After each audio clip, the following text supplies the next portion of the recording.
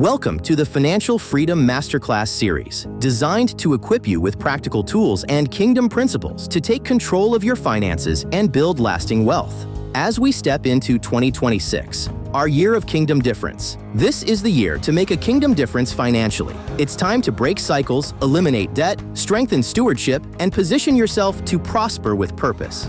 This series is hosted by Charlene Storr, certified public accountant, who will guide you with expert insight and biblically grounded financial strategy to help you move from survival to stability and from stability to growth. Be sure to scan the QR code on your screen to access the interactive workbook for today's session. Follow along, complete the exercises, and apply the principles in real time. Get ready to shift your mindset, structure your finances, and step into true financial freedom. Let's begin. Welcome back to the Kingdom Difference in Managing Money. In session 1, we established alignment, understanding God's blueprint for stewardship. In this session, we move into awareness and direction, stewarding what God has entrusted. This is where spiritual alignment begins to take shape through practical clarity. You cannot steward what you are unwilling to acknowledge. Acknowledging your numbers is not judgment, it is responsibility. And responsibility is the starting point of stewardship.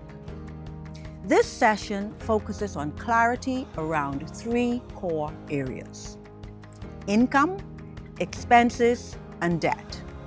Because clarity creates the foundation for wise direction. If you're ready to gain clarity and direction, come on in. Let's begin. Thank you for coming back for session 2. Awareness and direction. Stewarding what God has entrusted. And again, the purpose of this session is to move from spiritual alignment to practical clarity. I'm going to assume you did your homework. So following session 1, we are now spiritually aligned. We've checked the word and positioned ourselves. What's next, you ask? Practical clarity. If I asked you at this moment, what is your greatest financial concern? I can almost read minds. From some, I'm hearing, my money runs out before the month does. I think I hear, I've got nothing saved. With my spiritual ears, I'm hearing, I'm struggling with debt. And for some, it may be, everything's okay, but I'm a little uncomfortable because I realize if one thing goes wrong, it'll all fall apart. So if that's your answer, you're probably asking, okay, Charlene, what do I do? Where do I start? I'm so glad you asked me that.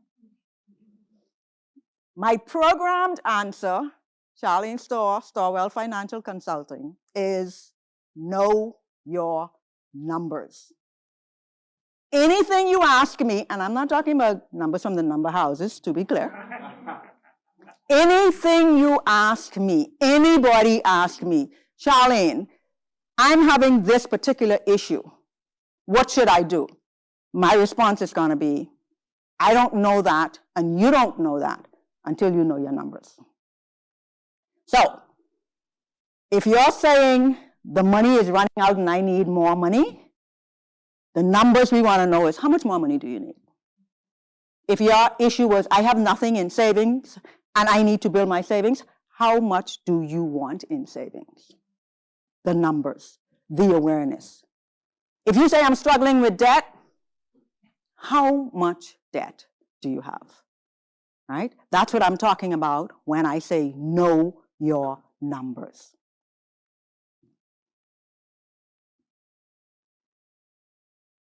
So, there are 3 numbers or 3 elements that make up the core of every day financial decision making.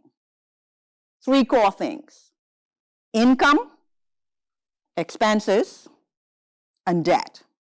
And in 30 years, someone sitting in the front of me, 9 times out of 10, those are the things that we need to address. The purpose of this session is to move you from the alignment we established in the last session to awareness. Knowing your numbers requires that you understand precisely how much you need in any circumstance. I gave the example earlier, off camera, for those of you listening, tuning in. If you say to me, Charlene, I need more money, and I gave you a $10 bill, I've just answered your question. You now have more money. You're probably going, $10 isn't quite enough. That's what I'm talking about when I talk about awareness and knowing your numbers. I need more money. Be precise. How much money do I need? I'm saving for a house. I'm working on the down payment. How much money do you need? Because we can't properly plan until we know precisely where we're going. Clarity precedes effective change. If we're not clear, it's just a wish list. It's not a plan. And here's the beautiful thing. You don't need it to be perfect, but you need to be close enough to be able to identify where we're going. And the good news still is, Scripture consistently connects stewardship with awareness and preparation. We explored this in the foundation session. You want to build a tower? Wouldn't you first sit down and figure out how much it costs to build the tower? Awareness. Numbers. Luke 16. Know the condition of your flock. How do you know the condition of your flock? And again, it wasn't the location, it was the condition. You have to examine the flock. Look, is there a problem? Are they okay? Is one sick? Is there something I need to do? Know the condition. Awareness. And what's beautiful is he further goes on to say in his word that if you're faithful with a little, because he's tying awareness to stewardship, because if you're the shepherd of this flock, you're responsible. You're stewarding the flock. So if you're faithful with this little, I'm setting you up for more. That's biblical. God is pretty much saying, to my understanding, stop guessing. And I know what happens, because a lot of times in my coaching history, if I say, so what's going on with the credit card? I don't even look at that. It's too depressing when I look at it. When last did you look at your mortgage statement? No. When I look at that, no, that is run my blood. Avoiding it isn't helping. We do that with medical stuff too, right? But when you're talking about medical today, we're only talking about money. God is calling us to know. And listen, awareness isn't surveillance. You don't have to spend every minute of every day checking your bank balance. It's not meant to be surveillance. Awareness isn't about watching the money. I know every now and again you like looking at it because the balance makes, if it is a balance that makes you smile. If it is a balance that makes you smile. Awareness is knowing what you are responsible for. Right? And if God has entrusted it to you, good steward, he's holding you responsible. Ignorance is not bliss. You know, that saying, ignorance is bliss. And what you don't know don't hurt you. I lied. Lies. Avoidance doesn't remove the responsibility. All it does is it delays clarity. You cannot manage what you do not measure. So here's our first engagement moment for this session. What statement best reflects where you are right now? I know exactly where my money goes. I have a general idea. Or I avoid looking at it. Which category you fall in? You don't have to tell me. You can just jot it down or make a mental note. I know exactly where my money goes. I have a general idea. Or, girl, that's so depressing, I don't even look at it. I want to talk about the 3 pillars that make up our financial management process. Pillar number 1 is the income. And we know what income is. That's how much we have coming in. But we also need to be considering, what's the frequency? Some of us are on a 9 to 5, and you could pretty much know on the 20, whatever, if you work for a government on the 28, you know what's going to be in the account. You know exactly how much coming. Or you may be in a business where some weeks are good, some not so good. Or seasonal, right? What's the frequency of that income coming in? We're talking about awareness and taking account of it. And then how reliable is it? Sometimes we get it, sometimes not. But awareness means taking all of that into consideration and mapping it out, because that is where the planning begins.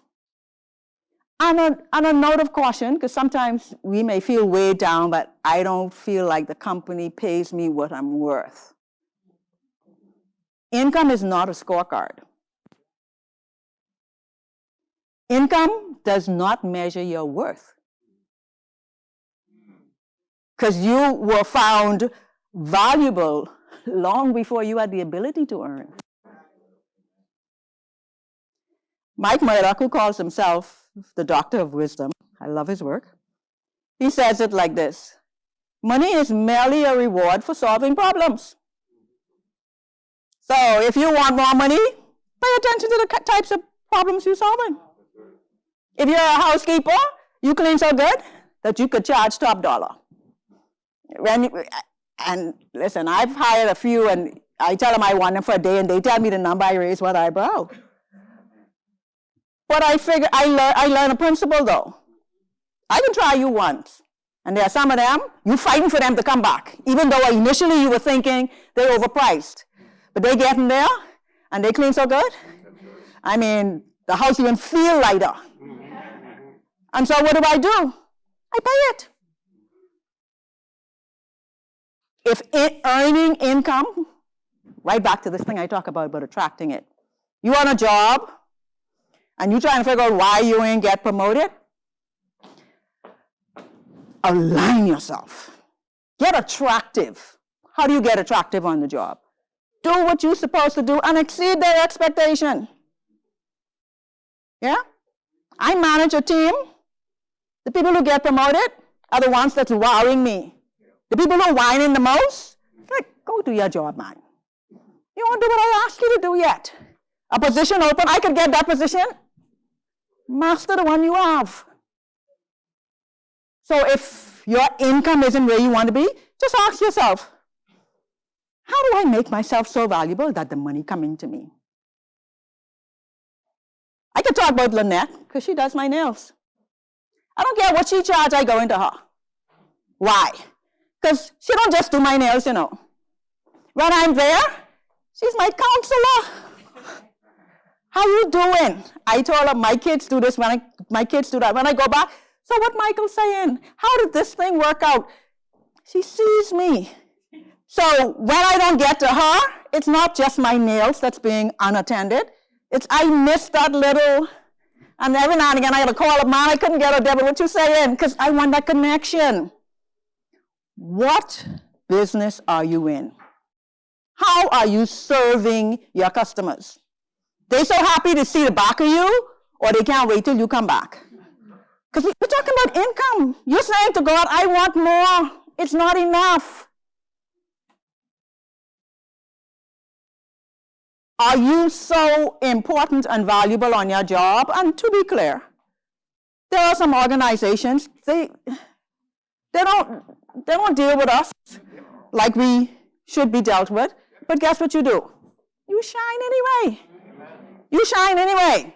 Because if the law of attraction is going to work, it's coming to you. Somebody can call up, I'm looking for somebody, and your name can come up. Or you know what? Don't let it be like, boy, if I were you, run from that person. Quick story, true story. We built a house, and Lord help this guy if he's watching. We had so much plumbing issues when we moved in. The hot water ain't tied up here. I let the water out of the tub, and it rained downstairs in the living room because the jets were left open. This man took pictures of my house, and he out telling somebody I work with how, oh, he built this house, and pictures of my house. And she comes and says, Charlene, this is your house, right? Because she's my co-worker, and she walked through the building with me. Would you know what I say, walk through? Every day I go to work, I got a construction story. I had construction trauma, I can be honest. She said, is this your house? I'm like, yeah, you got a picture of my house. This guy said he did the plumbing. Run, sweetie, run. Don't let that man touch your house. And I started listing off what went wrong. Income. Make sure that if you're saying to God, I need to earn more, and these people don't pay me what I'm worth, go to work on time, man. We're talking kingdom difference, you know. You get an hour lunch. And if you're supposed to be to work 9 o'clock, that don't mean pull in the parking lot at 9. I'm just saying. And you get off 5 and 4:59, your computer then shut down, your bag then on your shoulder, because when the clock say 5, you want to be. Because these people don't pay me. Kingdom difference. Kingdom difference. Because we're talking about attraction, right? Alignment and attraction. View your income generating ability as a stewardship assignment. How well are you stewarding? Know that wherever you are right now, I don't care what you do, your income, that's the starting point. That ain't the finish line. Because if you go now and you start applying these principles, attraction. Don't chase what you could attract. Don't chase promotion. Don't chase increases. Attract them by what you do. And some of you in here are employers, and I see you nodding. If these people only knew what I would do if they just do what I paid. Start by doing what I paid you to do. And then add something extra. Because you're ready for promotion when you're overqualified for the position you currently hold. If they take long, that's between them and God. Yeah? Pillar number 2, expenses. And this is where a lot of us is getting in trouble. There's the fixed income. You have little or no control over what that number is. If you got a mortgage, if you pay rent, if your child is in a school and you already signed a contract, this is how much it'll be per semester. Those are fixed. Control with those. Seemingly. We'll come back to that later. Then there are variable ones, the ones that go up and down based on what you do. How much AC you burn may determine how much you have to pay the power company. And we ain't gonna talk about how crazy their rates are. That ain't for today, right? You sign a contract with them by receiving it, so honor the contract. You run your AC all night, honor the contract. You saw the rate before you turn on the switch, honor the contract. You use the people's power. You could be mad with them if you want, but Kingdom Principle says if you give your word, same thing with the mortgage, same thing with the personal loans from the bank who's garner your word just by taking it out your paycheck, right? You signed the contract when you took it, and you say, this is what I'm going to do it. Kingdom Principle. As a matter of fact, I don't have the scripture recorded in my thing, and I don't remember right at the second, but I know what it says. If you owe someone and they taking you to court, negotiate with them on the way. Why God say that? It's on you. You agreed. Don't change your mind now. You then take the people's money and spend it. Honor we're talking about kingdom alignment. Because all of these things impact what happens in our finances, right? And the variable ones are adjustable. So if vacations, if you find you're spending too much on vacation, you could adjust that. You find you're spending too much on clothes, adjustable. On food, adjustable. You could rein it back, right? And then expenses, this need versus wants. This need and the lifestyle.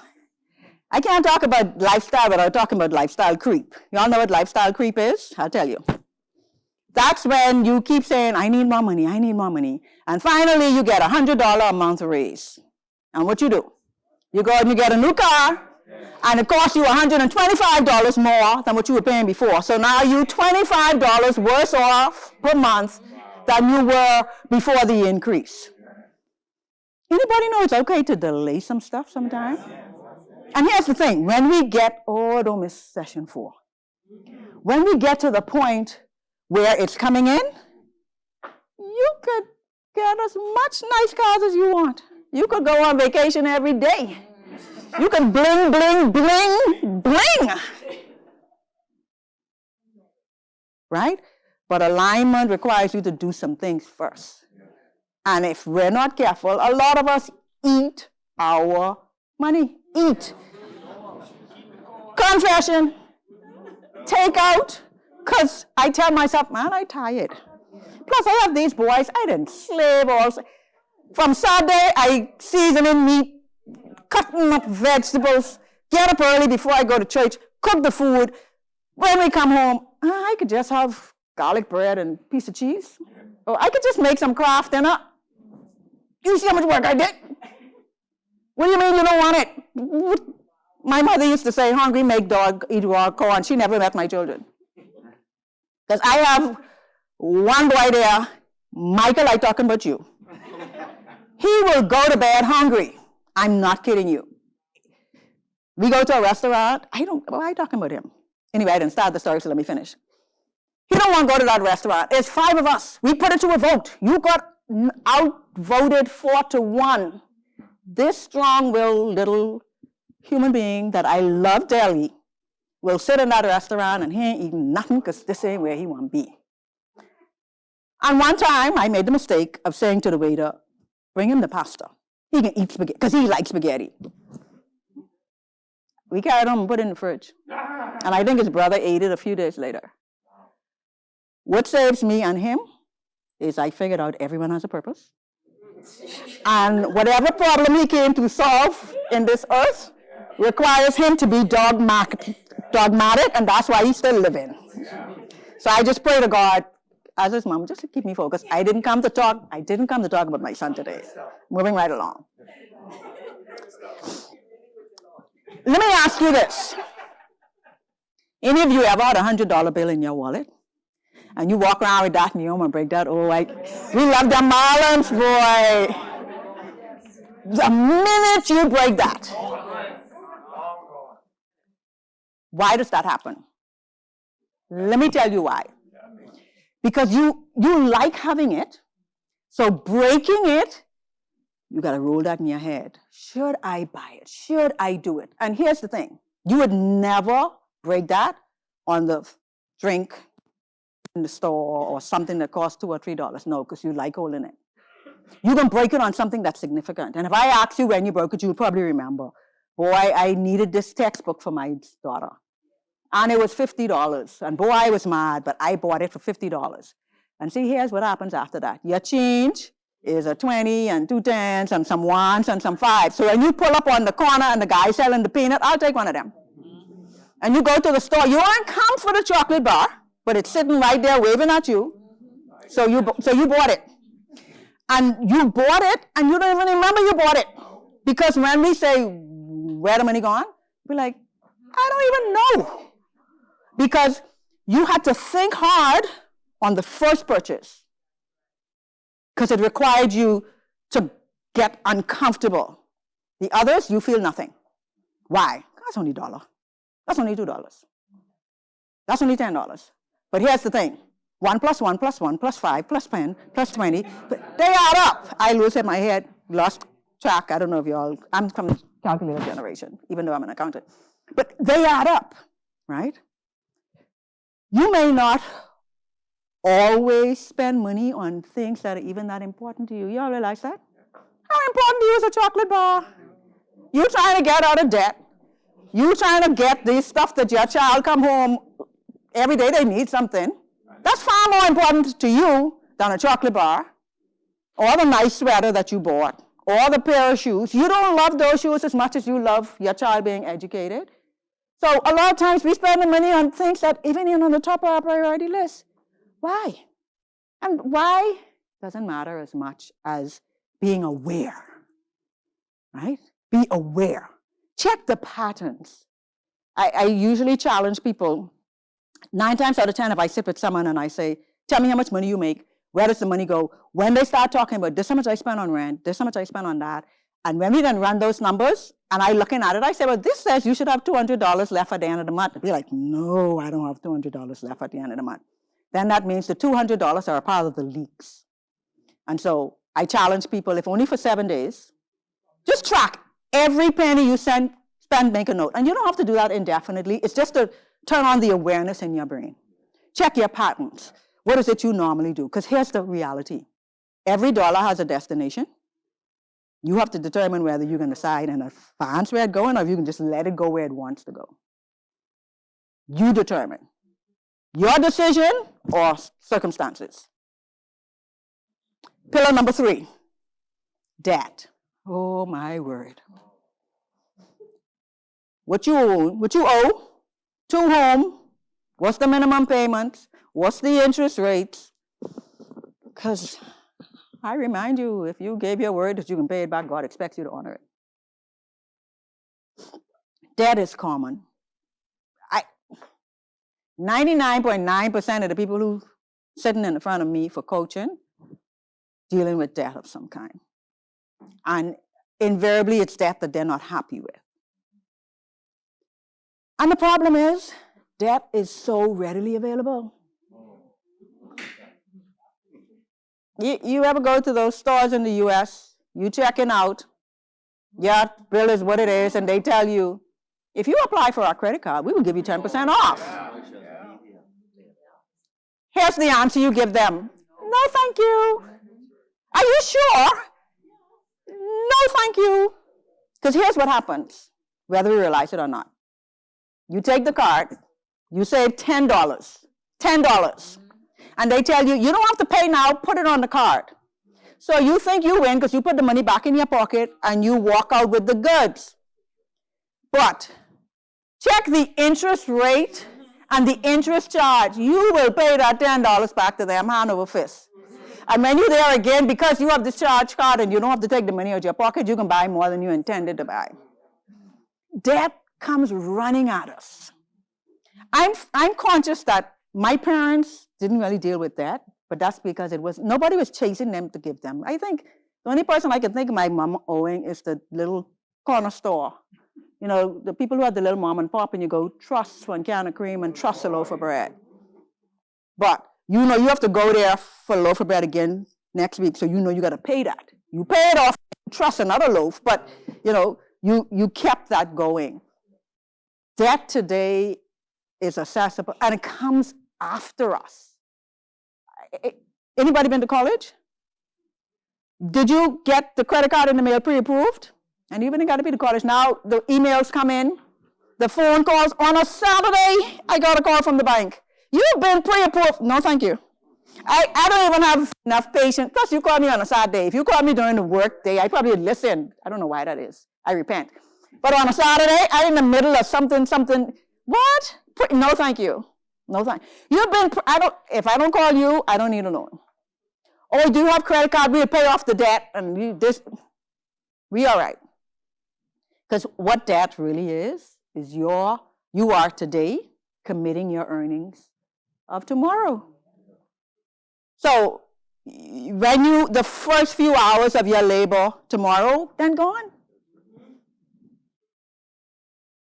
And so it really is restricting your freedom. Because things come up and you can't even deal with it because you got a bill to pay. Right? So here's our engagement moment. I want you to think about this for a second. Write down one area that you know you need to address. You know you need to address. Is it the level of income, expenses, or the level of your debt? Which of those three you know now? You even ain't got to look. I know I need to address this. If you're not writing, you could just hold it in your head. Awareness isn't about fixing everything right now today. It's about seeing it clearly. Because when you can see it, you can determine what direction you want to go in. Yeah? And when we talk about direction, it begins with small, intentional steps. If you run the Where Did My Money Go challenge and you find, you know what? I do spend too much money on takeout. Now you have information. So the next time you think about going through the drive-thru, you can ask yourself, am I happy with this decision? Because if you're like most of us, you probably have food in the fridge that's spoiling. Anyone throw food out on a weekend? I got my hand up. I mean, I teach this stuff and, right? But you going through the drive-thru. I buy meat in bulk from the wholesalers. Buy it in bulk, in the freezer. But I tell myself, I'm too tired. I work hard today, right? Here's what we need to do with direction. When you've identified that this is the area you're doing something that really it don't even align with what you say is the most important things in your priorities, right? Anyone ever been on a shopping trip and come back feeling sick to your stomach? Like, why even buy all this stuff? Right? This direction and awareness is to stop you and make you ask the question, am I happy with this purchase? And if you're happy with the purchase, carry on. But if you're not, let's just change direction. All right? That's the beauty of clarity. And it doesn't have to be big moves. A series of small, consistent decisions can be all that you need to create the momentum. And then the momentum builds confidence. And once you start getting this right in one area, you will be motivated to get it right in another area. Other direction examples may include, we talked about tracking your expenses for a week. Review your bank and credit card statements consistently. I'm amazed at how many people say they don't look at their statement. Yes, as a matter of fact, if you take your credit card and you look at that every day, I want you to go along the bottom. Previous balance, current charges, payments during the period, interest rate. My husband and I have a joint account. And I mean, we don't write checks anymore. Thank God, we're at the stage of wire transfers. But I remember going through this point where we always had overdraft fees. We have money sitting on a savings account, by the way. So it's not as if we're being overdrawn and we don't have the money. We have a savings account, we have a checking account. And I would really only fund the checking account if I plan to write a check. Because in those, to get interest on a savings account and you get none on a checking account. So I kind of fund it as we go. The problem is with the joint account, two of us writing checks. I'm transferring for what I know is there. He's writing the checks thinking, Charlene got this. Because normally I got this. I'm like that. But if you don't tell me you're writing it, I don't got it. And then every few days, I look and these people charging me interest again. What's going on? And the banks will not lose. When the bank I deal with, I ain't call their name because I ain't giving them no credit today. When you write that check, they honor in the check. $15 every time you write a check that takes you over. That ain't the interest yet, you know. They charge you $15 to clear the check.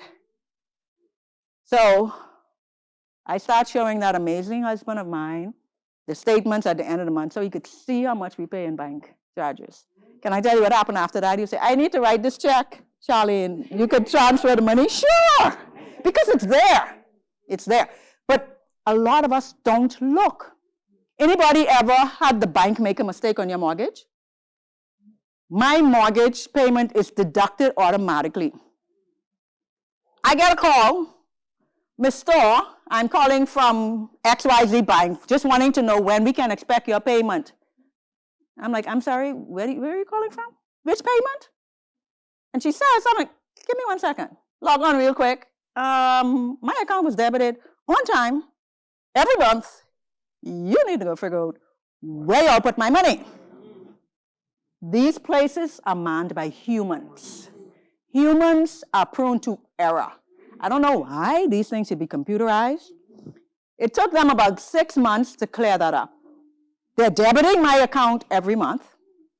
It's moving, but somehow it's not getting to where it's supposed to go. I'm a number cruncher. So I said to them, y'all figure it out. And here's what I know. Late fees, you reverse that. Oh, yeah, we'll reverse the late fees. Yeah. I said, but yeah, more than that though, because the interest is charged on the balance. So by the time you failed to take out the payment that was due, you added late fees, and you put interest on all of that. And I tell the guy, I'm a number cruncher. I'm going to run it through my calculator, and I'm going to come up with a number, and your number better look like mine. He said, oh, tell me your number. I said, nope, you figure it out. I was just kind of hoping that it looked better than my own. But they got it right. It took about 6 months. All I'm saying is check, check, check, check. People make mistakes. So you want to, this awareness, this is stewardship, right? Who is faithful over little will be given more. You fail to be faithful, the little you have. If you find yourself bleeding monies, just say, am I aligned, right? And then choose one category. If you're in debt, choose something that you're going to address. I don't do sessions without at least touching on debt reduction strategy, because again, a lot of people are coming to me, I am drowning in debt, because we somehow don't say no enough to credit, and it becomes a trap. Here's my recommendation to you. If you have multiple debt, if all you have is the mortgage, then you know what that is, and that's fixed. If you find yourself with 2 and 3 credit cards, and you owe your sister $500, and your cousin, your auntie, your friend, write it all down. I suggest listing it from highest to lowest. So if it's 5, lowest at the top, list the 5. Pay the amount you agreed on each one, and then ask yourself, do I have an extra 100 or so I can throw to debt reduction? And sometimes, if you don't have it readily available in your cash flow, is there anything I can do from the income side? Any little side hustle I could employ over the next 6 months, and I tell myself, whatever I earn is for debt reduction. Try that, because it's not, the pie isn't fixed. You can reduce expenses, you can try to improve income. Baking a cake, babysitting. What are you good at? I mean, all of us, if we inventory our resources, there's something we're good at that we can probably make a little bit of extra if we needed to. You're listing them highest to lowest. You're paying the fixed amount on each one, and then you're asking yourself, can I assign some additional money to it? And let's say you decide you can do $100 a month in addition to the additional ones. Then you start with the smallest. Let's say that was, you owe sister $500 and you promise her you can give $100 a month. So you give her the 100 plus the extra 100 that you agreed you're adding. So now you gave her 200. So if you see the math, you could be done with her in 2.5 months instead of 5 months. And the way this works is when you pay her off, you freed up $200 a month, go to the next debt and add that 200 to that debt. And you keep going till you get that one off. I promise you, it is one of the most exhilarating feelings. I have done this successfully with any number of people who sit in front of me. One of my favorite stories is a friend of mine who was struggling, and she still tells the story. As a matter of fact, she was, I don't know if any of you have seen my podcast, Storr Wealth Conversations, but she was one of the guests I had on the thing. She likes to say, I remember exactly where I was when I saw the email pop in from the bank and I opened the statement and it was 0. I was coaching another young person who blessed my heart really good. I kept saying, how's it going? How's it going? Fine, fine. And December, just before year end, she sent me a note. Thank you very much. I'm going into 2026 debt-free. It is possible. It is possible, right? So employ that if you can. Snowball works well because it builds the belief that you can actually change something. Every time you get rid of one debt, I promise you it'll empower you. And that kind of empowerment makes you want to repeat it, right? You don't have to be perfect, but progress is important. Don't let perfection be the enemy of your production. Because sometimes we delay things because we figure we can't get it perfectly right. Do whatever you can. Any little small step moves you in the right direction. Engagement moment. I want you to identify one small step you can take this week to increase awareness or shift direction. Increase awareness, it may be looking at a particular number, examining something, evaluating your debt, looking at your income to see, what can I be doing differently? Or to change direction. If you've already identified this particular area I could do better, then make a decision right now. This is what I'm going to do in this week. Increase awareness or change direction.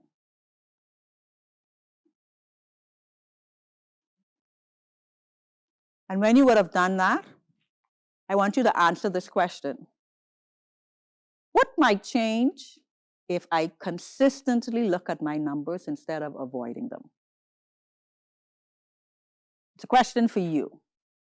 What might change if I consistently looked at my numbers instead of avoiding them? Whether that's the bank statement, the credit card statement, the loan statement, the income that's coming in, can I adjust that? The level of debt, is there anything I can do with it? It would change if you just check the numbers consistently. And because I gave you homework last time, I will give you homework again this time. I like being consistent. This week, I want you to list all your sources of income. List all your sources of expenses, or your expenses, and list all your debts. We're not fixing yet, we're just observing. We're in the awareness phase. What's coming in? What's going out? What do I owe? Write down each item and put a number next to it.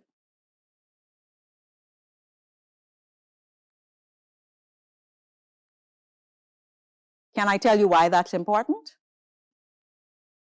Because when you steward money wisely, you reflect the kingdom. At Bahamas Faith Ministries, we believe giving is an essential part of our worship and our commitment to advancing the kingdom of God.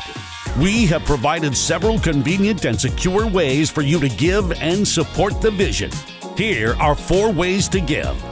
Number 1, visit our website at www.bfmionline.com and simply click the Give button. Number 2, place your gift in the seed box at the Miles E. Monroe Diplomat Center in Nassau, Bahamas, the place where God lives. Number 3, give by direct deposit in the Bahamas. Our bank is Bank of the Bahamas. The account name is Bahamas Faith Ministries.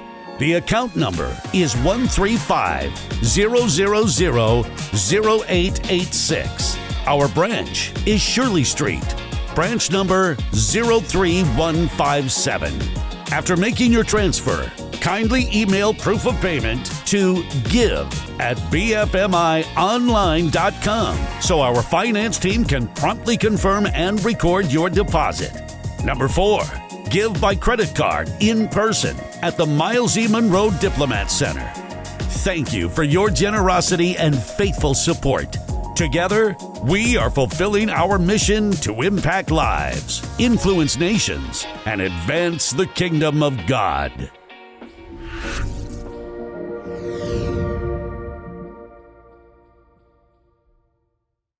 Thank you for joining us in session 2. I remind you, awareness is not about shame. It's about stewardship. Awareness creates room for transformation. Today, you took an important step simply by becoming more aware. That matters. You do not need perfection. You do not need to have it all figured out. You need willingness, because when we steward money wisely, we reflect the kingdom. Thank you for joining us for this session of the Financial Freedom Masterclass series. We pray today's teaching has empowered you with practical tools and kingdom insight to strengthen your financial future. Don't forget to scan the QR code to download your interactive workbook and continue applying what you've learned. For additional resources to help you build financial stability and long-term wealth, visit us at www.bfmionline.com. There you'll find powerful tools, including Staging Your Financial Comeback by Charlene Storr and Money, Wealth, and the Kingdom Economy by Dr. Dave Burrows, along with other resources designed to support your journey. Remember, 2026 is your year to make a kingdom difference financially. We look forward to seeing you in the next time.